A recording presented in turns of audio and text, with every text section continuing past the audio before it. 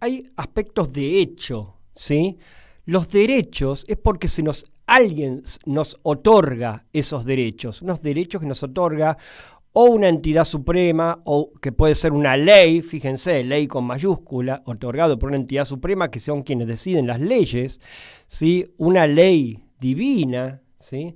Entonces, hay algo ontológico que es otro camino, ¿sí?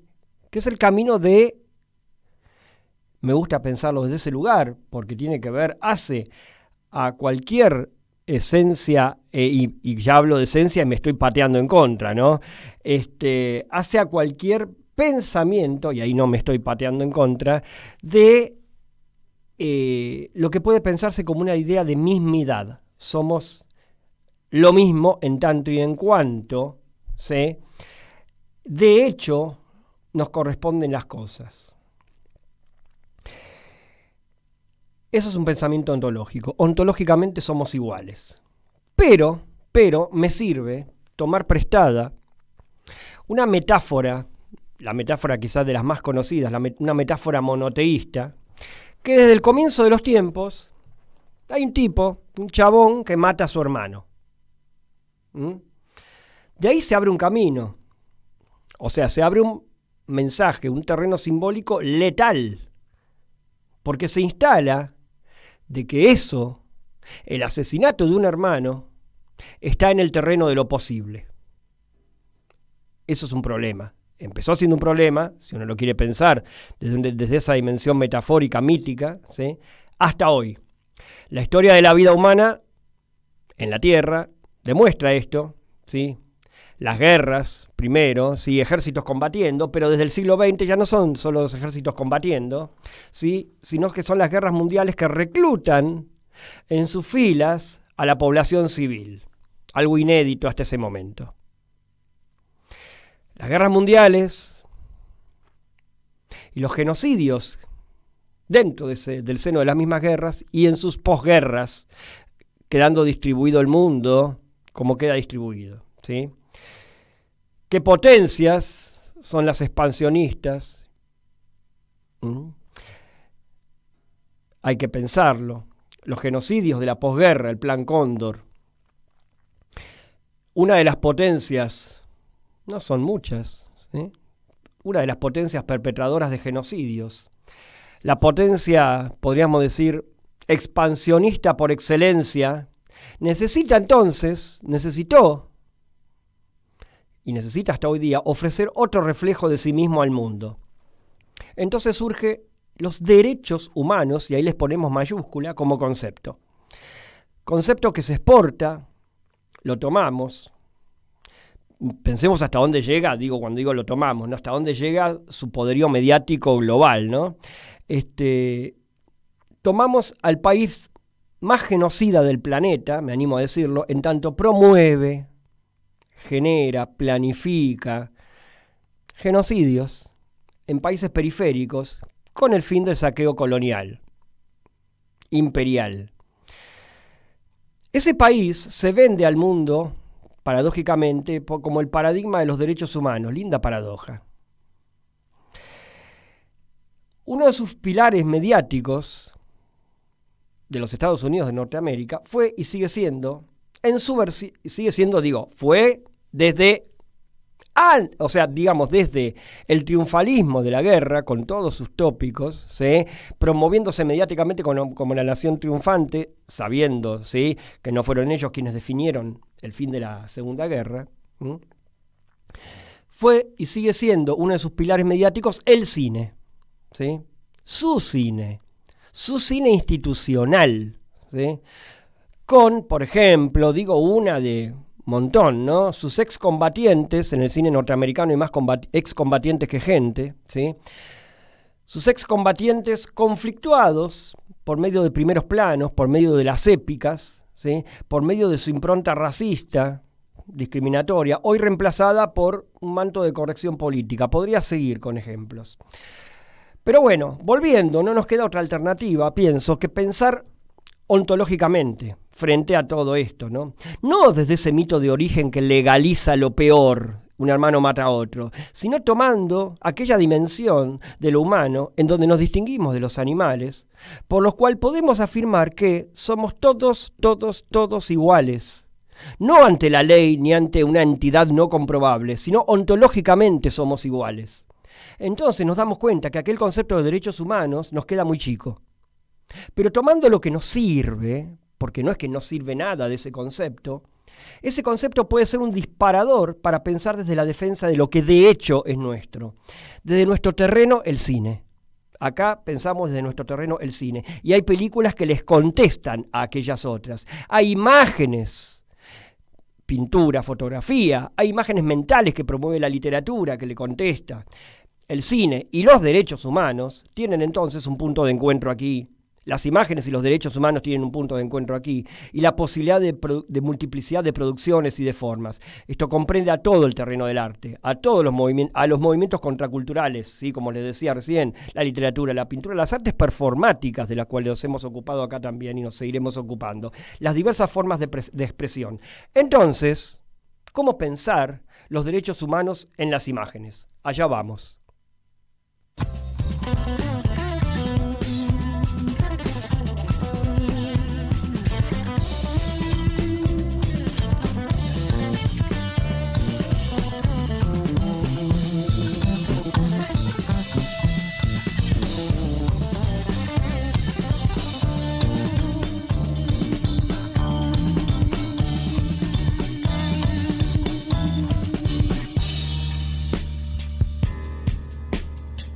Pensamiento no es reflexión.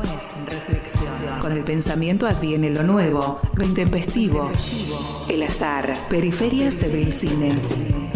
Pensamiento y cine, en ese orden. En grandes momentos del cine, el pensamiento entra por la ventana, lateral, periférico. Periferias del cine, en Caput.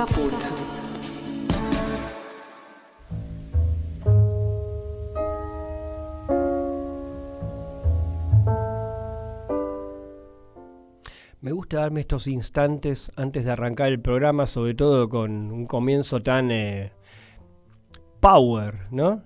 ¿Cómo estás, Chino Nicolás Román? ¿Todo bien? Bueno, me alegro. Un gusto tenerte ahí enfrente en los controles, ¿sí? Bueno, esto es Periferias del Cine. Mi nombre es Luis Frank. Hoy nos vamos a ocupar del cine y los derechos humanos, tan necesario, desgraciadamente tan necesario, que uno tiene que salir de algún modo a marcar, a tratar de delimitar la cancha, a marcar el terreno simbólico, ¿sí? Y aún a sabiendas, digo que pensando, y cada vez más, nos corren, y nos ganan, pero el tema es estar batallando siempre, si no la historia sería muy otra, ni siquiera sé si sería dable, pensable, si no hubiera resistencia, hablar en términos de historia. Por lo tanto, el programa de hoy tiene un sentido muy especial, en tanto pensar en términos resistenciales a través de las imágenes. Entonces, pensando a través de las imágenes, hoy vamos a tener dos invitadas, una con la cual tuve una hermosísima charla el día de ayer, no le era posible, ella está en Roma en este momento. Y estoy hablando de Florencia Santucho, que es la directora del Festival de Cine y Derechos Humanos. Un festival, podríamos decir, de los festivales del país, no solo de los más exitosos, ¿sí? Podríamos medir en éxito, digamos, en un círculo interesado en la temática, ¿sí? Pero no es un círculo pequeño en absoluto, ¿sí? Hay como nichos que son están muy extendidos y expansivos. El Festival de Derechos Humanos, el Festival de Cine Migrante, del cual nos ocuparemos en otra oportunidad, ¿sí? Hay muchos festivales acá para ver cine. Mucha gente me pregunta, ¿dónde veo cine? Andá a festivales. ¿Dónde veo cine más allá de las salas? Buscá ciclos, ¿sí? Buscá una imagen que te cuestione algo, ¿sí? Buscá una imagen que te haga una pregunta, buscá una imagen que te haga cuestionar tu propia comodidad, tu propio statu quo, ¿sí? Y en este caso, en el caso que nos ocupa hoy, ¿sí? La idea que nos ocupa hoy, el tema que nos ocupa hoy, pensá un cine que nos cuestione, ¿sí? cierta dimensión, y lo pienso por mí, y lo pienso por muchos otros, mucha gente que conozco, si no la gran mayoría, que tenemos que trabajar, a mi entender, siempre, es un trabajo de toda la vida, una dimensión burguesa que nunca se termina de ir, ¿sí? De algún modo. Por lo tanto, le voy a pedir al Chino que me ponga la primera parte de una charla de más o menos unos 25 minutos, pero vamos a poner la primera parte, el primer audio de la charla con la directora del Festival de Derechos Humanos, Florencia Santucho. ¿Qué 2 o 3 tópicos fuertes se juntaron, porque siempre ocurre eso, como para que el festival se empiece a organizar? Hola Luis, ¿qué tal? Un placer para empezar estar compartiendo este espacio. La verdad que es una pregunta muy interesante porque el Festival Internacional de Cine y Derechos Humanos en realidad tuvo sus inicios allá por el 1997, cuando todavía no había otros festivales en Latinoamérica que aunaran los derechos humanos con el cine. Luego, por suerte, se fueron replicando y difundiendo mucho más festivales, muestras, concursos específicos sobre los temas de derechos humanos. Así que, sin duda, tiene que ver con el compromiso que había desde, Julio Santucho, que fue el fundador del festival, de la mano de los organismos de derechos humanos, que venían ocupando las calles en ese momento, en el reclamo del habeas corpus, en el reclamo de memoria, verdad y justicia. Fueron años muy, muy fuertes, intensos, y seguramente en ese marco fue algo que se necesitaba y que tuvo también su fortaleza en poderse como vivenciar desde ese encuentro del arte con los derechos humanos. Y el cine tiene ese poder de empatizar con historias lejanas, de recrear mundos, de recordar y proyectarse. Así que seguramente, claro, fue esa semilla, pero que luego fue transformándose. Lo interesante y hermoso de todo esto es que a lo largo de estos más de 25 años que el festival fue realizándose en la ciudad de Buenos Aires, vimos que ya el concepto de derechos humanos había ido modificándose y nosotros acompañando esos procesos ya de la mano de los movimientos sociales. ¿Qué son los derechos humanos? Solamente los que vienen del pasado, de las dictaduras, de las situaciones extremas de violencia que hemos vivido en Argentina como en la región y siguen habiendo lamentablemente en el mundo guerras y violaciones graves de los derechos humanos, o también esa inquietud individual de poder desarrollarse de forma libre, de expresarse de forma libre, y todo obstáculo a ese libre expresión y desarrollo pueda ser considerado derecho humano. Así que lo que sí fuimos en cambio interpretando, incluyendo dentro del festival y dentro de las actividades y de la curaduría de la programación, fue ese concepto más amplio y que hoy yo creo que tiene también grandísima incidencia porque vemos cuánto impacto tiene en la sociedad el reclamo ya de justicia socioambiental, la búsqueda de una también equidad de todas las diversidades y disidencias.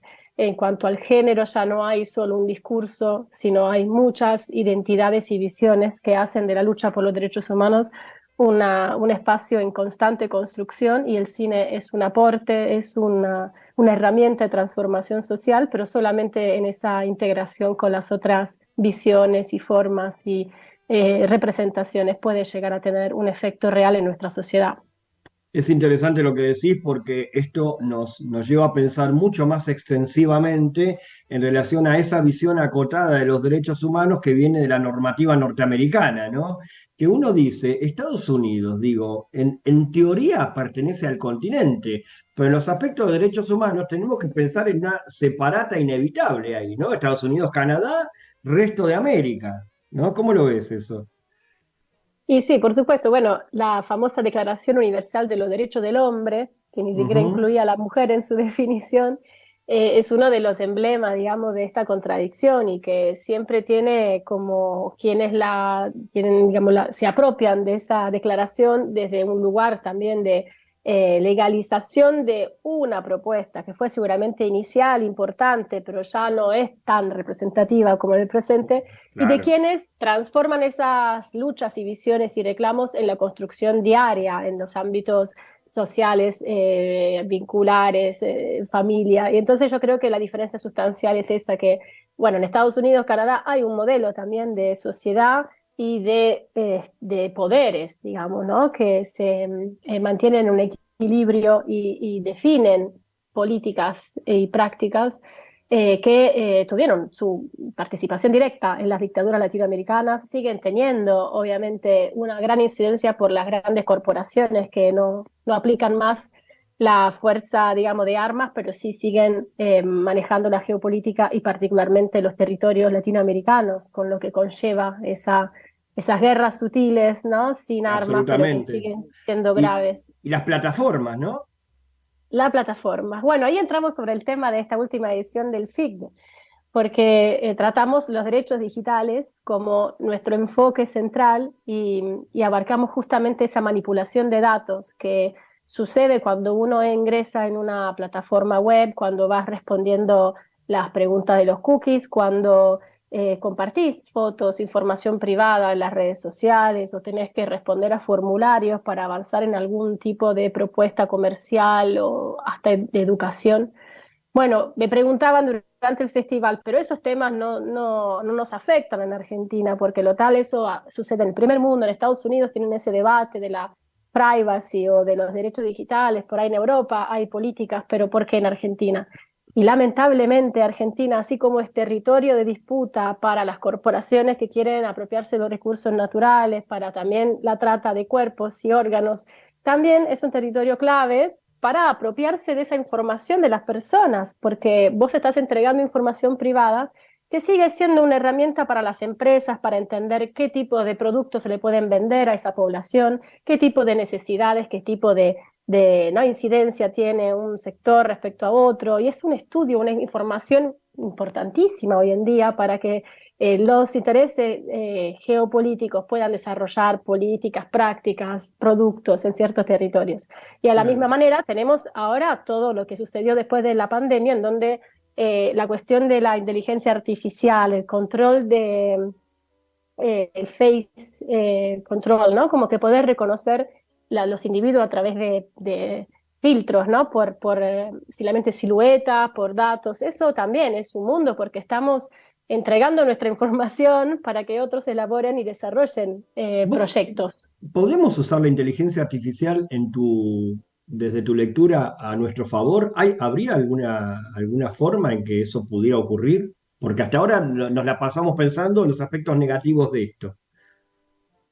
Siempre yo creo que la tecnología puede estar a favor de la población en cuanto reduzca lo que son los esfuerzos, facilite ¿no? ciertos espacios de socialización o de eso, un trabajo, pero no que pueda suplantar el ser humano, como que la inteligencia del ser humano ya no depende de algoritmos, sino de emociones, de inquietudes, de deseos, de placeres, y entonces ese es el gran riesgo, que estamos entregando nuestra fuerza laboral a cambio de eso, de un control no emocional de las personas, y eso puede ser muy peligroso. Por lo tanto, siempre hay ventajas como esto de poder tener acceso, digamos, a bancos de datos, a utilización de información, de algoritmos para aplicar innovación tecnológica, para desarrollar nuevas formas, ¿no? de sociedades que sean más equitativas y no tan desiguales, pero si siempre los mismos tienen ese control como empresas que aplican sus intereses privados en los intereses comunes, ya no creo que va a poder ser posible que esa inteligencia artificial sea usada en el buen sentido, porque vemos que Mm. estas empresas no desarrollan para el bien común sus Claro, intereses. porque el tema no es la inteligencia artificial, sino quién controla eso. Exacto. Mm. Ahora, yendo puntualmente a las problemáticas que venías pensando antes, como el control sobre los cuerpos, mencionaste al pasar, y me gustaría así dos líneas de esto, porque digamos algo de lo que se habla poco, dijiste la trata de órganos, si te escuché bien. Sí. A ver, ¿nos planteas dos líneas de esto? Porque esto de algún modo casi ni está en las agendas, te digo. Bueno, nosotros justamente a través de las películas que vemos para realizar cada edición de los festivales de cine, derechos humanos y ambiente, nos enfrentamos a muchas de esas historias que, como bien decís, vienen silenciadas, que los medios de comunicación no le dan tanta relevancia, siempre por alguna cuestión detrás, en el sentido que tiene que haber como un tipo de políticas para ir a fondo, ¿no?, frente a determinadas violaciones de derechos humanos, y no siempre los faroles están apuntados hacia los mismos lados. Entonces, bueno, de estos temas me refiero, por ejemplo, a la cuestión de la trata de los órganos de los QOM, allá por Formosa, todas localidades donde realmente hay un abandono de las poblaciones originarias y que vienen brutalmente asesinados o eso, cuando llegan a los hospitales no se entiende cómo terminan perdiendo la vida o perdiendo los órganos y la familia lo viene reclamando, denunciando. Hay muchos documentales que van contando esas historias, pero después no sucede nada a nivel de justicia. Entonces descubrimos un poco también en estas investigaciones y las militancias que claramente vamos llevando, acompañando la lucha de los pueblos originarios, que no es algo que sucede esporádicamente ni en un solo lugar, sino que se empieza a reconocer como una modalidad donde se tratan no solo las personas, sino los órganos, porque los órganos también tienen su valor, y cuando se considera que ciertas personas no tienen valor, como son, ¿no?, pobres o pueblos originarios sin una ¿no?, comunidad fuerte que pueda defenderlos, o con un nivel de represión policial que hace que esa gente no pueda defenderse, también los órganos vienen apropiados. Así que es una problemática muy fuerte. Bueno, con pensar ampliamente, extensivamente los derechos humanos, me refiero a esta primera introducción muy clara y muy política a cargo de Florencia Santucho. Nos queda la segunda parte todavía, en donde nos vamos a referir más directamente a las imágenes en cine, ¿sí?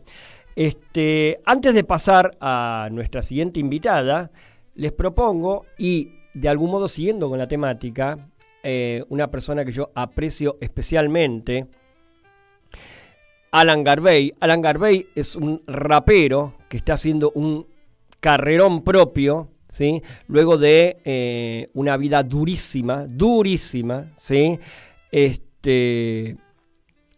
y acaba de sacar un disco que es sumamente interesante, del cual vamos a escuchar uno de sus temas, llamado 2001.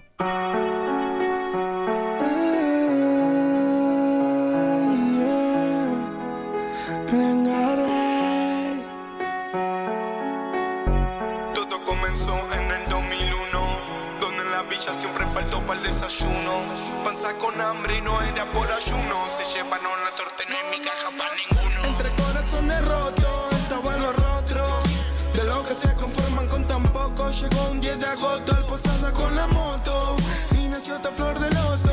En la cartel donde nació este nene. No vale lo que sos, vale más lo que tiene. Dejaba que el amor de mi padre me queme y que los besitos de mi vieja me llenen. Papá salía y no volvía por meses. El nene crece, las ganas se desvanecen. La droga en mi casa nunca estuvo ausente. Miraba a esos creyentes fumando uno potente. Bajan del trucho todos los camaradas. Los vagos que están viendo tan solo con la mirada. Los que la buscan donde no quedó nada. Los que se rebelaron en una sociedad demacrada. No hace falta entrar en tanto detalle, pero ya se estaba poniendo oscuro el valle. Ahí estaba yo entre medio de los cachivaches, con los dueños del mundo, con los dueños de la calle. Y así nací, así crecí, así aprendí. Toda esa mierda a mí me tocó vivir. No estoy ni ahí, no fui feliz.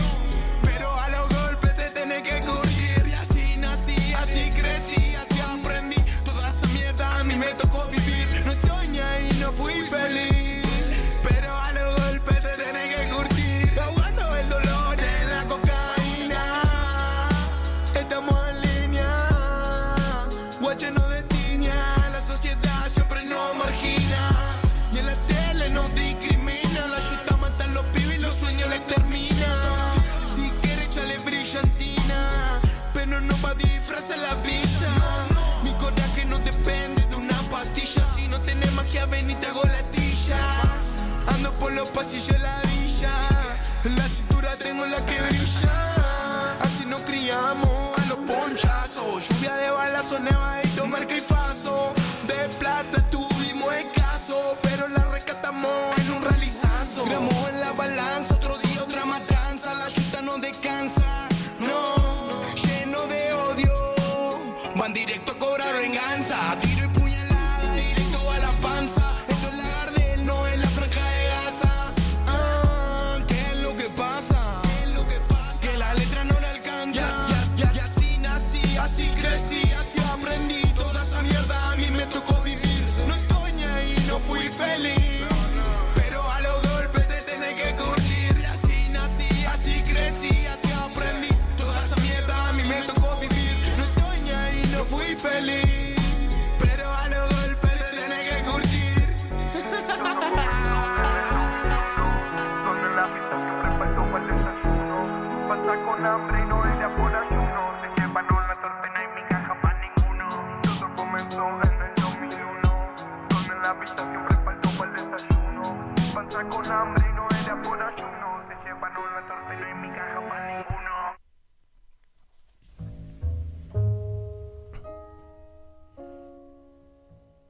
Ya en la resonancia del tema del rapero Alan Garvey, un gran músico, un gran artista, nos podemos dar cuenta, no solo por la letra, sino, repito, la resonancia, la percepción que promueve ese tema.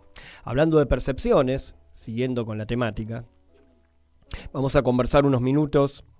Y la verdad que metiéndome un poco biográficamente en la persona con quien voy a hablar ahora, que es una amiga de Caput, una amiga de la casa, digo, bueno, da para 2 programas enteros. Entonces, antes de presentarla, la voy a comprometer a que venga otra vez un programa entero y no 10 minutos de charla, como vamos a tener ahora, pero van a ser grandes 10 minutos de charla. Porque estamos hablando, y me gustaría un poco que la biografía la vaya desplegando ella. Lo que sí voy a decir es que es poseedora de cuando digo poseedora, o sea, es entre comillas, en tanto y en cuanto hay algo de dominio público acá, porque hay una temática social, de las más sociales, sí, que pudieran pensarse en relación a los derechos humanos. Un archivo fotográfico. La fotografía es una percepción, la fotografía es una forma no de comunicación. La palabra comunicación queda pequeña ahí, ¿sí? Quiero hablar de un archivo fotográfico y quiero hablar de cómo pensamos también en relación a esto los espacios públicos. Estoy hablando de Mónica Hasenberg. ¿Cómo estás, Mónica? Luis Frank te saluda. Hola, buenas tardes, ¿cómo estás? Prometo que voy. Bueno, muy bien. Algo antes que me olvide, cuando yo difundí hace un rato que ibas a estar vos, te mando un abrazo grande, Larry Levy. Lo digo al aire. Gracias, Larry, compañero. Sí. Bueno, Mónica, me gustaría que, así, tenemos 10 minutos, ¿viste? Pero, bueno, vamos a aprovecharlos en relación puntualmente a lo que nos ocupa, ¿no? Y vos tenés un historial que arranca en el periodo dictatorial, acá, en 1979, en relación al archivo con quien fuera tu esposo. ¿Nos podés contar un poco eso? ¿Cómo fue ese camino, digo, en relación a la producción? Sí, mira, en realidad nosotros empezamos a hacer periodismo de casualidad porque estábamos haciendo fotografía de productos y de publicidad. Y yo tenía mi laboratorio color, blanco y negro, y bueno, no estábamos vinculados al periodismo. Pero bueno, por una casualidad, Breno empezó a trabajar en la revista Familia Cristiana, él que era un anarco total, pero estas monjas seguían el tema de la teología de la liberación, sí. Acompañaron a todos los organismos, a las madres, incluso ellas buena parte de la dictadura se vestían de civil para que no fueran reconocidas por la calle. Ujú. Cuando salían de la revista y llegaban a la casa donde vivían, llamaban por teléfono para avisar que eran realmente unos personajes muy, muy entrañables. Ujú. Y bueno, a raíz de eso, Breno, bueno, lo mandaron a hacer una foto desde el episcopado, donde se veía la Ronda de las Madres, pero era el 80, creo, 81, ya no me acuerdo, esas fotos no tienen fecha, no están fechadas. Pero bueno, a raíz de eso yo empecé a ir los jueves, y bueno, juntos íbamos a las marchas grandes, Ujú. porque bueno, al tener chicos chiquitos, bueno, Nadia nació en el 78 y César nació en el 81, así que todo ese proceso de maternar yendo a las marchas, ¿viste? Hoy me pregunto a veces si no estaba loca, pero bueno, lo hice. Pero es una locura necesaria, Mónica, en tanto y en cuanto, o sea, si, a ver, todos los que salimos a la calle, digamos, sobre todo, digamos, estamos hablando, desgraciadamente también tengo que poner una pata fuerte en la era contemporánea, en la era actual, ¿no? Salir a la calle no es lo mismo que salir a la calle, digamos, podríamos decir, en la primavera democrática o un poco después, ¿se entiende? O en el periodo de Néstor y Cristina. Salir a la calle ahora, digamos, no es la dictadura cívico-militar, pero la sombra, digamos, se quiere proyectar ahí, ¿sí? Sí, bueno, siempre es bueno refrescar que cuando somos muchos es mucho más difícil que nos maten, ¿no? Bueno, lo que pasó en Jujuy Exacto. da la pauta de la importancia de la presencia, ¿no? O sea, que haya viajado mucha gente vinculada a los organismos y a los poderes políticos desde la centralidad de Buenos Aires, con lo que conlleva en algún punto. O sea, no nos gusta, digamos, esa centralidad, pero por momentos es necesaria, porque cuando pensamos lo que fue la dictadura en provincias, en ciudades chiquitas, la dificultad que tenían por ser tan vulnerables, ¿no? Al estar solas esas personas que como la señora Paredes, que hacía la ronda sola, ¿no? Esas imágenes tremebundas que tenemos en recuerdo, es muy bueno que haya mucha gente participando. Si Por eso, bueno, sí. No, Perdón. termina la Decime. frase, por favor. No, la importancia de que asumamos esa responsabilidad de no dejar sola a las personas que están luchando, ¿no? por algún derecho. Ujú. Mónica, si en todo este tiempo de trabajo, ¿no? Te hago una pregunta, ¿el archivo es público? Sí. Sí, en realidad no está de acceso público porque todavía falta digitalizar Lo sé. y catalogar, es un proceso y complicado y con muchas dificultades. Y oneroso. Y oneroso, sí. Entonces, bueno, está lento, pero cuando me llaman y me piden, o sea, todo lo que tiene que ver con las marchas, eso está digitalizado, no está catalogado, tenemos que pedir ayuda porque yo lo que quiero es identificar a todos los personajes de esa época, que muchos ya no están, Claro. Y quiero que quede eso, ¿no? Que quede cuando no estemos más quienes participamos y los conocíamos. Ese es mi objetivo. Por eso no esperé, o sea, me adelanté a mi muerte, digamos, o a cualquier enfermedad que me haga olvidar de todo. Claro, es interesante eso, me adelanté a mi muerte. Esa es la gran frase. Sí. Si tuvieras que elegir un par de trabajos tuyos, o tuyos en coautoría con tu marido, en todo este tiempo, y tomo también la última muestra de Rames, ¿qué elegirías? Derrambe. Derrambe. No, derrumbe. Ah, perdón, Pero esa es una derrumbe. muestra colectiva. La muestra sí. colectiva, derrumbe, claro, sí. Sí, no es mía, pero sí es una muestra que convoqué Y bueno, o sea, es totalmente distinto hacer una muestra personal que una muestra colectiva, ¿no? En este caso, el tema de mi archivo, vos me estás preguntando por mis fotos de los 80. Fotos o, digamos, alguna otra, claro, o alguna otra, algún otro evento, o sea, hablame de, por ejemplo, de Derrumbe, ¿sí? ¿Qué fue Derrumbe? ¿En qué Bueno, consistió esa es específicamente? una muestra, esa es una muestra contemporánea que convoqué el último año del macrismo, que gobernaba el macrismo en el 2019, viendo la cantidad de compañeros fotógrafos y no fotógrafos, algunos amateur, digamos, que salíamos a retratar todo lo que estaba pasando mientras el macrismo trataba de, de silenciar todas sus quitas de derechos, Ujú. y que la gente salía a protestar, a defenderse, y bueno, mientras tanto había muchos fotógrafos y fotógrafas que salieron a la calle a retratar eso que estaba pasando, ¿no?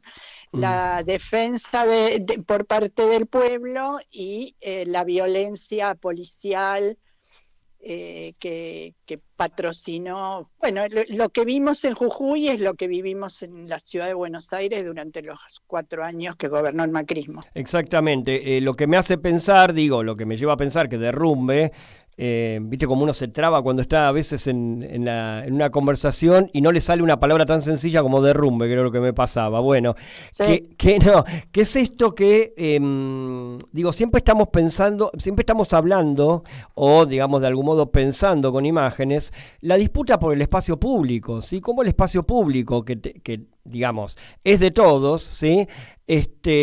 Cómo eso también es un terreno simbólico, ¿no?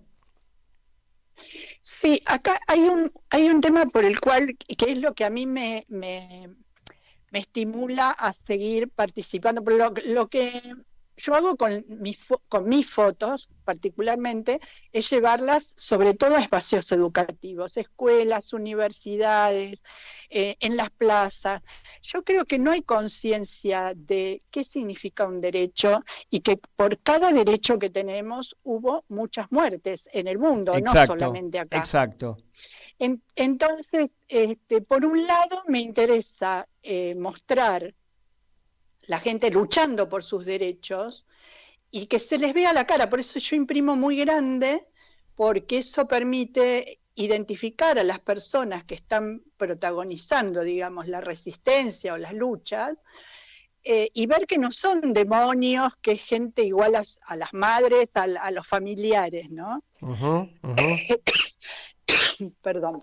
Sí. Entonces, bueno, mi preocupación es eso, es el involucramiento de la gente en la lucha por sus propios derechos. Ujú. Bueno, Mónica, se nos termina el tiempo y vamos a seguir charlando. Ya lo prometiste, esto está grabado, ¿sí? ¿Cómo no? Y un día vas a venir acá. Bueno, mejorates a todos, por favor.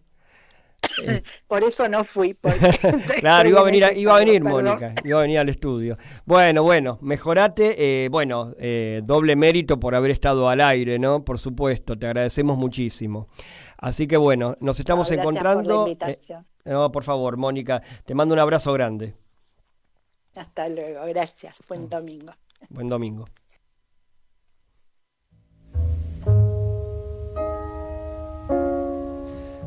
Bueno, interesante esto con Mónica, que nos queda muy corta la charla, por supuesto, y la vamos a tener que seguir. La vamos a tener que seguir. Hay un estado de necesidad y hay una pulsión que nos llama para esto. Pero nos queda meternos de lleno en la cuestión del cine y los derechos humanos, y entonces, a tales efectos, vamos al segundo audio de la charla con Florencia Santucho. Me animo en relación a lo que decís a tirar de un piolín, ¿sí? Que involucra directamente al cine, ¿sí? O sea, vamos a estar de acuerdo, obviamente que cuanto mayor deshumanización promovida mediáticamente, extendida poblacionalmente, en este caso a las comunidades originarias, más naturalización también por parte de la población de cualquier atrocidad que se pueda cometer contra ellas, ¿sí? Una de ellas es precisamente este comercio de órganos, digamos, porque, digamos, es como si uno dijera, qué interesante el tema, o qué barbaridad lo que está ocurriendo, y después pasa a otra cosa, ¿sí? Eso es el efecto, digamos, en una familia, digo, estoy siendo muy esquemático para que se entienda, ¿no? Clase media en nuestro país o en cualquier punto de la región podría ser probablemente, ¿no? De algún Sí, modo se ha promovido culturalmente una hegemonía blanca que es minoritaria en el planeta, vamos a decir, ¿no? ¿Sí? Este, pero que, digamos, tiene fuerte arraigo en relación al tópico de lo blanco, relacionado a lo puro, relacionado a lo uno, ¿sí? Entonces ahí hay un problema. Y flaco favor, y ahí sí voy, le han hecho en la historia del cine a esto los géneros tradicionales como el western, ¿sí? Esa creación digo, esa construcción de sentido, de algún modo podemos decir que desde los géneros tradicionales arranca ahí. ¿Vos cómo lo ves? sí, es interesante porque tenemos como una visión también desde el cine, como Hollywood cuenta relatos lineales, ¿no? Que siempre tienen un protagonista, un antagonista, llega el conflicto y después hay un desenlace y siempre hay héroes, heroínas, más héroes masculinos, por supuesto. Las heroínas Por son siempre supuesto. como, dependen del hombre héroe y lo mismo son. Cuando había heroínas, estaban masculinizadas, ¿sí? Claro, si lo fueran, exacto. Y siempre también hay personajes que son asociados para que el héroe llegue a su objetivo, pero son los pobres, los ignorantes. Y entre ellos siempre también se pueden asociar los negros, los pueblos originarios, algunas mujeres, como que siempre quedan como personajes secundarios que sirven para que ¿no? nuestro protagonista alcance su meta, pero que no tienen vida propia, no tienen voz ni voto. Y eso yo creo que Inclusive, si me lo permitís, pensando en sí. plataformas y pensando en series, ¿sí? Ni hablar del tratamiento del cine y las series norteamericanas, a la temática fronteriza, ¿no? Con los mexicanos, ¿sí? Ni hablar de la institución de un otro ahí con los mexicanos. Lo que hace, o sea, Claro. más allá que a uno le puedan gustar, digamos, que sean atractivas las series de Vince Gilligan, tienen ese componente, ¿sí? Creo que sabés de qué estoy hablando. Siempre, claro, porque por otro lado está el comercio. Hoy en día Netflix te abarca todas las identidades sexuales porque saben que tienen un circuito de exhibición y entonces hay quienes compran ese producto, pero siempre hay un estereotipo que se tiene que aplicar, ¿no? Como para uniformar esa información. No hay tanta visión crítica, sino ese digamos, objetivo de aunar para también, ¿no? Atraer ese público y eso es algo que es un gran riesgo, porque en realidad en vez de desarrollar la libertad de expresión, de esa diversidad, de darle autorrepresentación, entonces que se puedan contar a sí mismos y desde su propio punto de vista, estamos empezando como a homologar esas diversidades para que tengan ese, ¿no? ese rating y ese alcance mediático que también va de moda y que también puede, ¿no? acceder a otro tipo de comercialización. Eso me parece que es un riesgo que estamos teniendo. Por lo tanto, los géneros en esto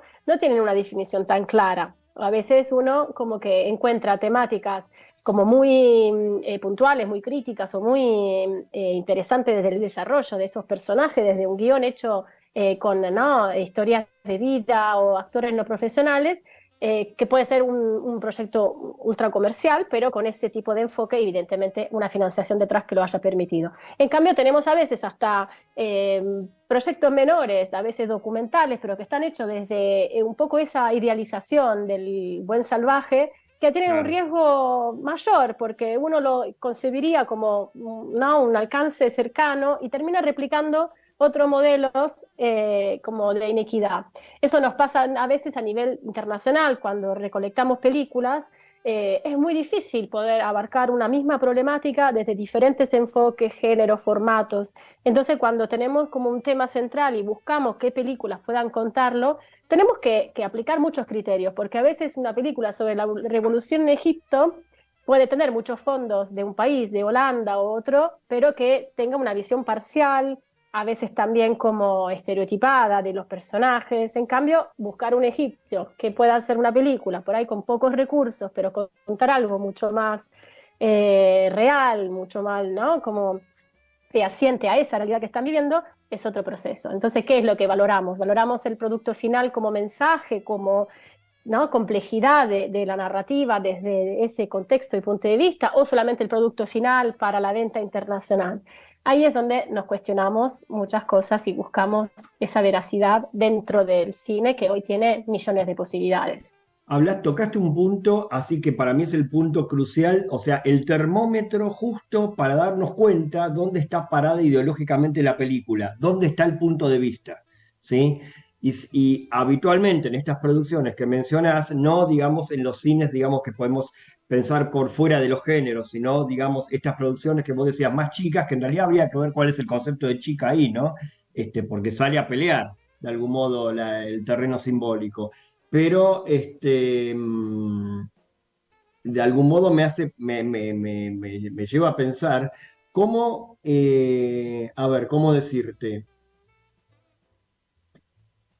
cómo puede surgir digamos, Adrilei Queiroz, ¿sí?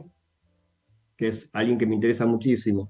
¿Cómo puede surgir un Glover Rocha en su momento, digamos, donde estábamos con las dictaduras en el marco de lo que fue el marco del Plan Cóndor luego, ¿no? O sea, más institucionalizado a nivel orgánico, ¿no? ¿Cómo puede surgir en Argentina un cineasta como Carlos Echeverría, ¿no? El emergente, ¿no? ¿Cómo puede surgir?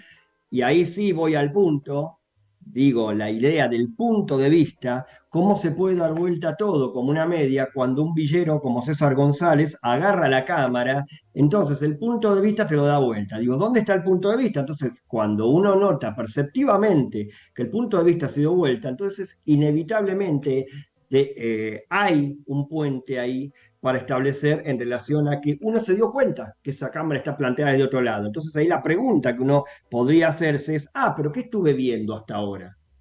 ¿Sí? Tal cual. Bueno, eso tenemos unas referencias importantísimas en Argentina, en la región.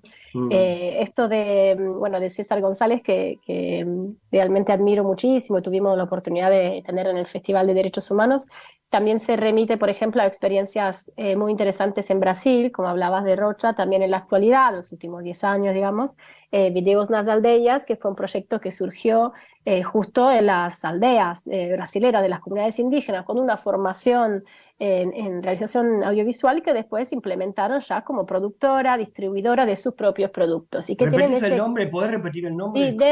Videos nas Aldeias, es el nombre de la productora.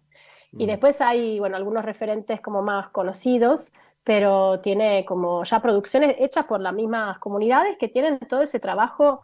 Vincent Carrelli es uno de los representantes internacionales, digamos, que sale también con sus propias películas, pero Videos nas Aldeias tiene producciones hechas por las comunidades y cada vez que tienen que definir si van a ir a un festival, si van a aceptar un acuerdo comercial, se reúnen todas las comunidades, o por lo menos las interesadas, y lo definen de forma colectiva. Y los relatos ¿Tienen alguna página o algo donde, digamos, sí, los oyentes puedan entrar?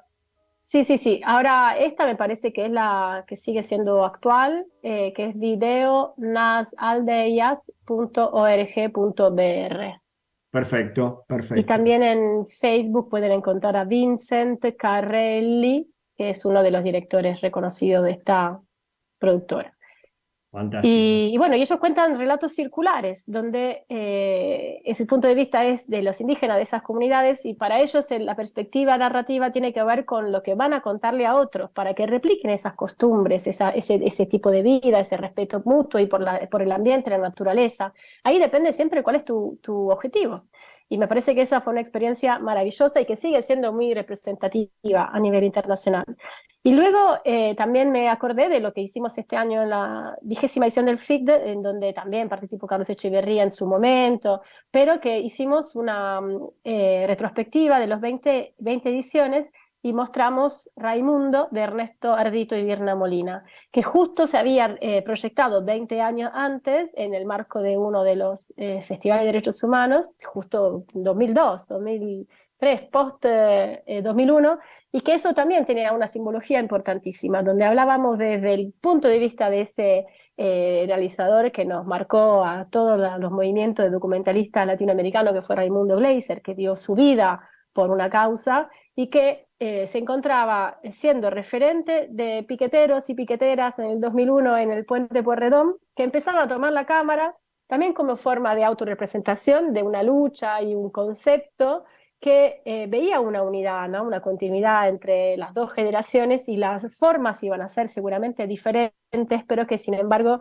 representaron un antes y un después, porque a partir de ahí también se desarrolló el documental social como nunca antes habíamos visto, y se pudo implementar, ¿no? Un circuito también de exhibición donde no iban solo los cinéfilos al cine, sino las organizaciones sociales llevaban ese cine a los barrios, así como venía haciendo Raimundo Gleiser en su momento. Precisamente uno de los programas de Periferias del Cine fue en torno a Raimundo Gleiser, y la entrevisté a Juana Zapire y también a Vilma y Ernesto, precisamente Ardito y Molina, para hablar de Raimundo. Sí, justo hicimos un programa el año pasado de esto, precisamente, así que volvemos siempre sobre los tópicos que nos inquietan de algún modo, ¿sí? Ahora, a nivel contemporáneo, ¿qué autores te parecen a vos de relevancia? Nombraste a César González. Yo nombro a Dirley Queiroz. No sé si estás en consonancia conmigo, supongo que sí. Me parece Sí, por supuesto. un cineasta extraordinario, importantísimo y muy poco difundido. Lo vemos nada más que en los festivales. Hay que raspar la olla para encontrarlo, más o menos. Pero bueno, algún otro, digamos, que vos consideres este es el cineasta del momento, como para pensar esto, sea documental o ficción. Bueno, hay muchos y muchas, y en sus diversidades también. Yo quedé muy impactada por Victoria Solano, que es una documentalista colombiana que no solamente hizo una película en su momento, bueno, documental 970 sobre la ley de semillas en Colombia, pero hizo una estrategia de comunicación impresionante que pocos hicieron hasta ese momento, de impacto social a través de una planificación de crowdfunding, de su vida en YouTube, acompañando la lucha por la reforma agraria urbana y campesina. Eso como que también, qué objetivos tenemos, ¿no? Los que hacemos cine social, que realmente tenga un impacto. Así que me parece que Victoria está ahora con otros proyectos, es una de las realizadoras que también vienen convocadas para ese tipo de desarrollo de proyectos, y que me parece sumamente importante e interesante. Y después, bueno, a nivel internacional también hay muchísimo. Yo diría que está ahora participando en grandes ámbitos, ¿no? De cine. Pero bueno, Claudia Gualquimilla, también chilena, que otra mapuche, entonces que ella sus ficciones de grandísimo nivel estético y cinematográfico también vienen protagonizadas por mapuches, jóvenes mapuches. Mis hermanos sueñan despiertos, estuvo en esta última edición del festival. Y bueno, me parece que es algo también muy importante a tener en cuenta, ¿Me como repetís su apellido? decíamos. Walquinilla se escribe con H. Ah, Claudia H, Y, Huayquimilla. Claudia Guayquimilla. Y sí, que es eso, una directora chilena, pero de origen mapuche, y que su largometraje, Mala Junta, Mis hermanos estuvieran despiertos, han tenido muchísimos reconocimientos internacionales y son grandes ficciones con todas la, digamos, también los reconocimientos en cuanto a la calidad estética y artística, que vienen protagonizados por mapuches. Y ahí volvemos a la autorrepresentación de la que hablábamos. perfecto, perfecto. Las vamos a conectar en algún momento a estas dos cineastas, tanto Victoria Solano como Claudia Gualquimilla, si me salió el apellido. Ya lo voy a ensayar. ¿Y argentino, algún argentino, argentina, que digas central? Bueno, César González ya lo Ernesto, dijimos. César González, por supuesto, y bueno, Ernesto Ardito y Vierna Molina tienen Por ahora supuesto, por La Bruja de supuesto. Hitler en la sala de cine, que hay que absolutamente ir a verlo, que es una película Fundamental. maravillosa. Sí. Así que ellos me parece que siguen estando ahí al pie del cañón en cuanto a la innovación también de estilo y al contenido, ¿no? Un contenido que se vuelve a plantear desde la memoria, pero siempre para poder construir un presente distinto. Así que ellos siguen siendo parte de este protagonismo. Y Eh, bueno, hay Para terminar, me parece interesante pensar en el marco de toda esta inquietud que ronda los derechos humanos, que inclusive, digamos, o sea, el campo es mucho más amplio de que la habitual linealidad desde la cual se lo piensa, no la temática. Por lo general se la piensa al cine vinculado a derechos humanos como de abordajes muy lineales, muy desde la bajada de línea directa, y no es necesariamente así, ¿sí? Hay trabajos que sí, hay trabajos que no, como los que estamos mencionando. Y en este sentido, me gustaría saber tu lectura de esto. Se están volcando mucho los documentales y las ficciones a mixturas interesantes entre, o sea, cada vez más ensambladas, pero no solamente esto, sino que hay como una idea de cine de ensayo que va ganando terreno cada vez más extendidamente, ¿no? ¿Cómo lo ves esto? Sí, sí, claramente estamos viendo, bueno, una diversidad siempre mayor de formatos que tratan los temas de derechos humanos, los temas sociales. Como decía, el concepto de derechos humanos fue mutando y por lo tanto también ¿no? Cuando se apropian movimientos transfeministas del cine van mutando también los formatos, así como veníamos contando de también experimentos estéticos, narrativos, artísticos que vienen de la mano de otros procesos como las cuestiones ambientales, los pueblos originarios, como que recibimos muchísimos videoclips, series web que están empezando a difundirse muchísimo, tienen su propio circuito de exhibición, de difusión. Tuvimos, de hecho, nosotros también como IMD participamos en algunos concursos de Fomeca, produciendo Cosa de Chiques, dirigido por Mariano Pozzi, que trata también historias pequeñas de niños, niñas, y ese formato es muy interesante porque, claro, es mucho más fácil para difundirlo en plataformas web, también presentarlo, ¿no? Instancias escolares. Y también tuvimos, bueno, animaciones experimentales que unen los dos géneros, y eso es muy Ah, interesante porque también tiene una llegada mucho más fácil, ¿no? A pesar de los idiomas, de las culturas, como que un corto experimental de animación o que, bueno, trate cuestiones como desde otro lugar, en este momento está teniendo muchísima repercusión.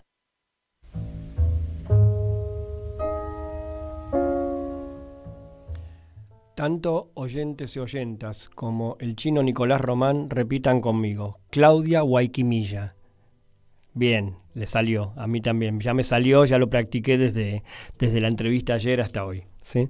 Bueno, un interesante recorrido por nombres centrales, o sea, son periféricos para, digamos, una población más extensiva y son fundamentales para sacarlos de ahí y que sean vistos y trabajados y pensados y que lleven a una dimensión de pensamiento en relación a la problemática de derechos humanos y a lo que hace a la promoción de las imágenes en general, todos estos autores. Así que muchísimas gracias, Chino. Nos encontramos la semana que viene con más Periferias del Cine. Hasta la próxima.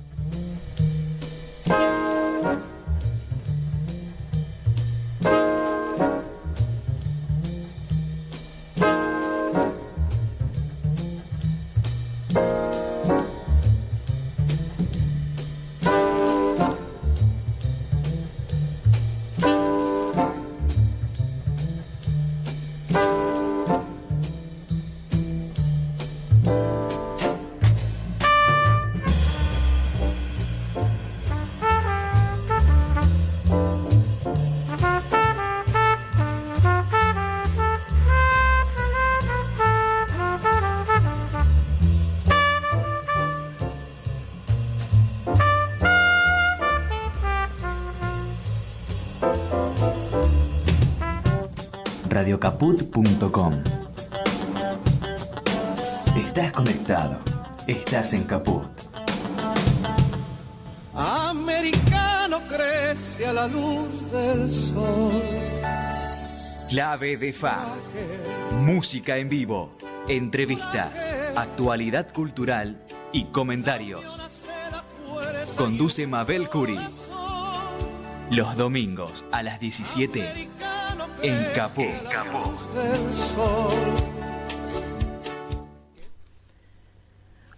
Muy buenas tardes, desde aquí, desde Radio Caput comienza Clave de Fa. Hoy tenemos un super programa, estamos esperando que llegue nuestro invitado de hoy, el compositor, arreglador, pianista y director de orquesta Juan Ignacio Di Pasquale, un gran artista que además de tener una obra muy extensa para su corta edad, es impresionante la cantidad de cosas que generó el año pasado y en este momento está presentando su álbum Continuidades, así que vamos a estar charlando con él en un ratito nada más. Le mandamos un gran abrazo a Mabel, que nos está escuchando, y vamos a empezar este programa con esta Samba del Cielo, una hermosísima versión hecha por